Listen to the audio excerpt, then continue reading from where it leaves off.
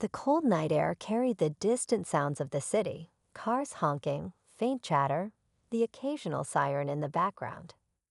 In a quiet alleyway, dimly lit by a flickering street lamp, two young men, no older than their late teens, leaned against a graffiti-covered wall, their laughter echoing into the night. They had just come across an elderly man walking alone, his hands tucked into the pockets of his worn-out coat, his steps slow and steady. He looked like an easy target. "Hey, old man, you lost or something?" One of them called out, nudging his friend with a smirk. The other snickered, eyeing the man's simple attire, the kind that suggested he had nothing of value, except, perhaps, his vulnerability. The old man stopped but didn't respond. His face remained unreadable, his expression calm. This only made the young men bolder. They stepped closer, their amusement turning into something more mischievous. One of them waved his hand in front of the man's face, pretending to check if he could see properly. "What's in the pockets, Grandpa?" the second teen teased, tilting his head as if he were genuinely curious. "You carrying cash or just old receipts?" They laughed again, their confidence growing. It was the same routine they had pulled before. Mess with an easy target, take what they wanted, and disappear before anyone noticed. But something was different this time. The old man wasn't reacting the way they expected. No fear, no hesitation. Just that same unreadable expression. Then, without a word, he slowly reached into his coat. The boys leaned in, expecting to see a wallet, maybe a phone. But what emerged instead sent ice down their spines. A badge. The young men's faces dropped, their laughter choking in their throats. Their eyes darted to each other, panic setting in. The badge gleamed under the weak streetlight, but what was more terrifying was the man's posture. Calm, controlled, as if he had seen their kind 100 times before, and knew exactly what was coming next. "You boys sure you want to go through with this?" The old man finally spoke, his voice even, but carrying an authority that made their stomachs drop. And just like that, the young thieves bolted, their footsteps slamming against the pavement as they disappeared into the night. But they didn't know, this wasn't over yet. The old man watched as the two boys vanished into the dark, their hurried footsteps fading into the distance. He didn't chase them. He didn't need to. Instead, he let out a quiet sigh and slipped the badge back into his coat. His expression remained unchanged, but his eyes carried something deeper. Understanding, maybe even disappointment. He had seen their type before. Young, reckless, convinced they were untouchable. But he knew better. Turning away from the alley, he continued down the sidewalk, his pace steady. His name was William Carter, a retired detective who had spent most of his life cleaning up streets, just like these. Even now, long after he had turned in his badge, trouble still had a way of finding him. Or maybe, in some way, he was still drawn to it. Up ahead, city lights flickered through the mist, neon signs buzzing against the quiet hum of the night. He could hear faint music from a bar nearby.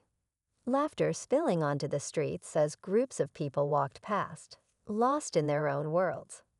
But William's mind stayed on the two boys. They weren't hardened criminals, not yet. Their arrogance, their laughter, the way they had tested him before even making a move. It told him everything he needed to know. They weren't just looking for money. They were looking for a thrill, for power, for something to make them feel bigger than they were. That's how it always started. First, it was an easy target. Then, a bigger risk. And before they knew it, they were in over their heads. William had seen too many young men take that path, and he had spent his whole career trying to stop them before it was too late. The problem was, most of them never listened. As he turned the corner, something caught his eye, two familiar figures in the distance. The same boys, standing at the mouth of another alley, talking to a third man. This one was older, rougher. William didn't need to hear the conversation to know what was happening. They had run from him, but now they were running towards something much worse. His jaw tightened. This wasn't over. Not by a long shot.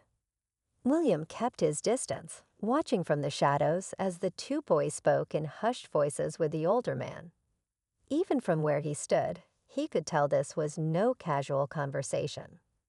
The older guy had the look of someone who had spent years in and out of trouble. Sharp eyes, a permanent scowl, hands stuffed in the pockets of a heavy jacket that likely hid more than just cold fingers. The boys, once cocky and full of laughter, now stood stiff, nodding along as the man spoke. William knew this pattern well. They had fled from him, but instead of laying low, they had run straight into the kind of trouble they weren't ready for. Someone who didn't care about their games. Someone who would use them for something far worse than a simple street hustle. William edged closer, careful to stay out of sight. The city had plenty of men like the one standing before the boys. Predators who thrived on desperation, who could smell weakness a mile away. Maybe the boys thought they were stepping up, moving into something bigger. But William had spent decades watching kids like them turn into names on case files. Some of those files ended in handcuffs, others in headlines no family ever wanted to read.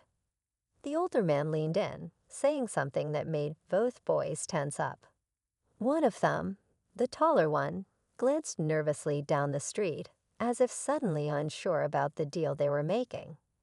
The other kept his hands stuffed in his hoodie pocket, shifting his weight from one foot to the other. Then just for a second, the older man's eyes flicked past them, scanning the street. William stepped back, blending into the doorway behind him. He could feel the man's gaze sweeping over the area, trained and cautious.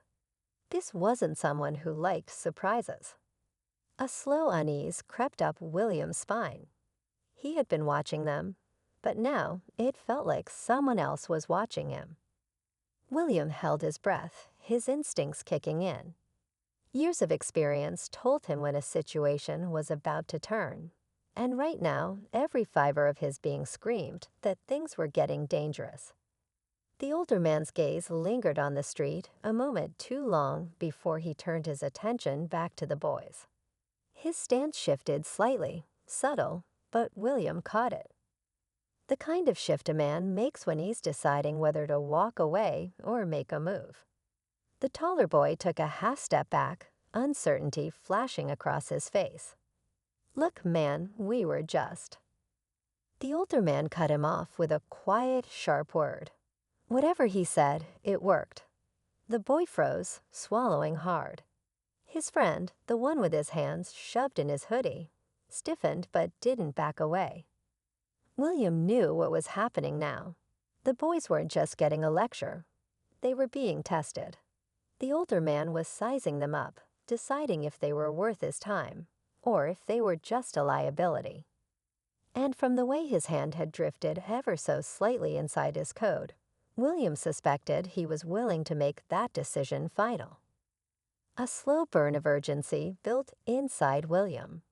He had dealt with men like this before, people who didn't make empty threats. The problem was he was alone. No backup, no badge to call in reinforcements. Just him in a growing situation that could turn ugly in seconds. Then out of nowhere, the hoodie-clad boy did something William didn't expect.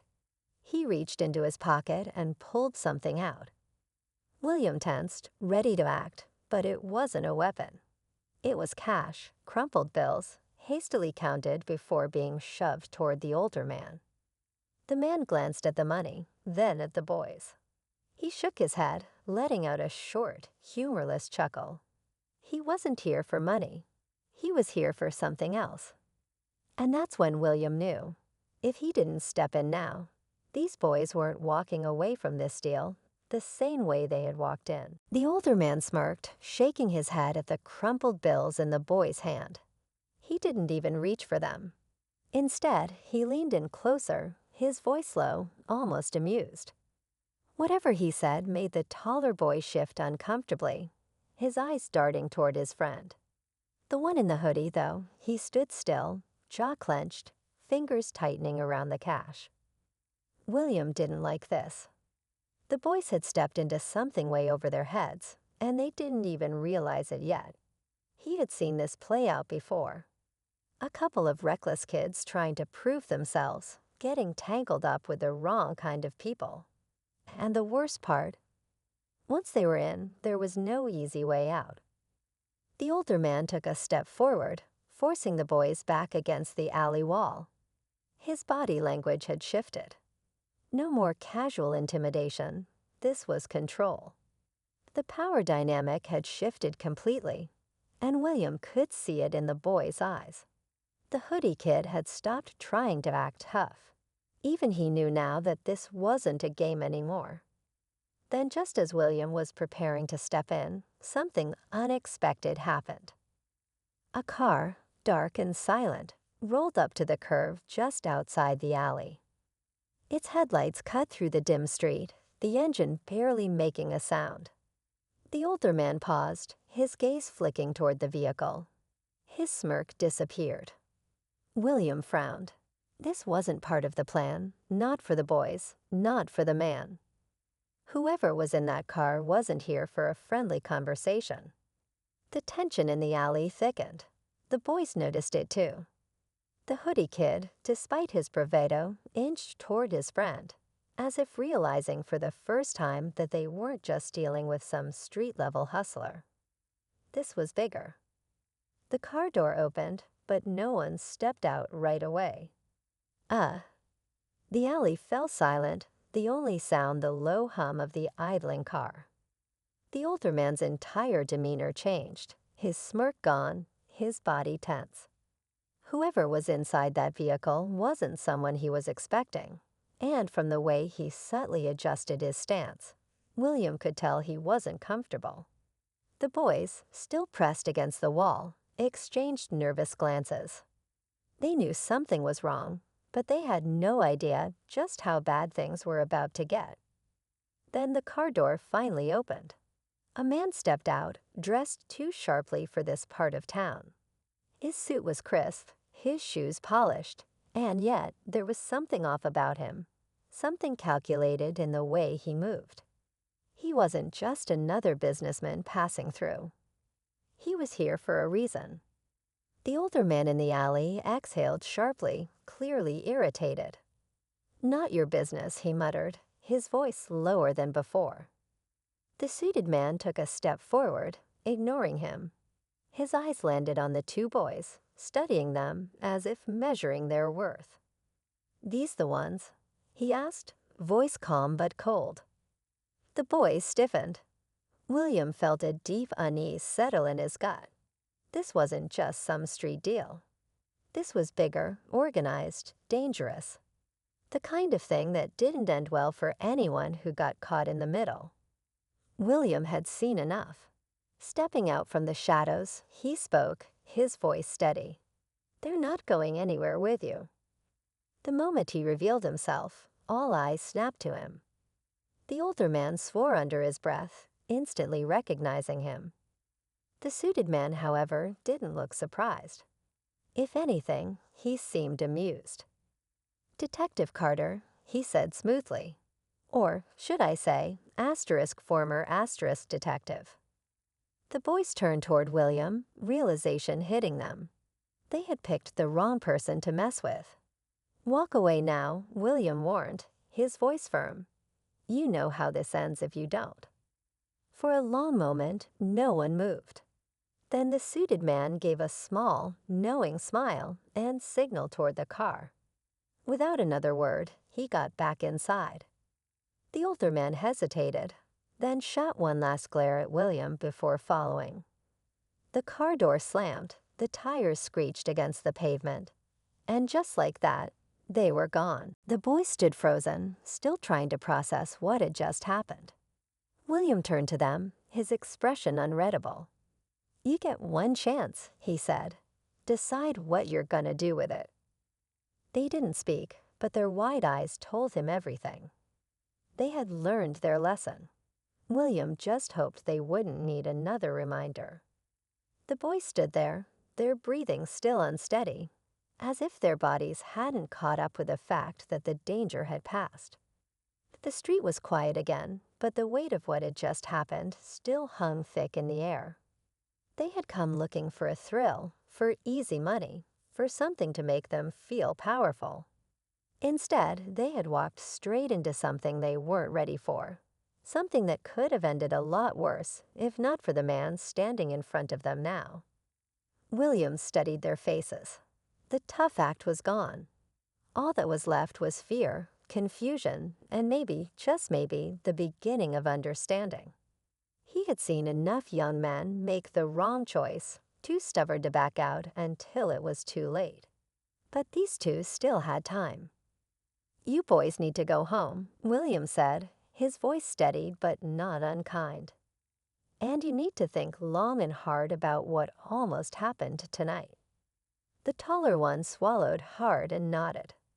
The other hesitated, his fists clenching at his sides. Maybe it was pride, or maybe he didn't know how to back down after pushing so far. But in the end, he let out a breath and gave a small nod too. Without another word, they turned and walked away, their footsteps quiet against the pavement. William watched them disappear around the corner, knowing this wouldn't be an instant fix. Life didn't work that way. But maybe tonight had shaken them enough to change their course before it was too late. He exhaled, slipping his hands into his coat pockets as he turned back toward the street. Another night, another close call. Even in retirement, trouble still had a way of finding him. But as long as he was around, as long as he could stop even one more kid from throwing their life away, he knew he wouldn't be able to turn his back on it. With a final glance down the empty alley, William walked off into the night, fading into the city that never truly slept.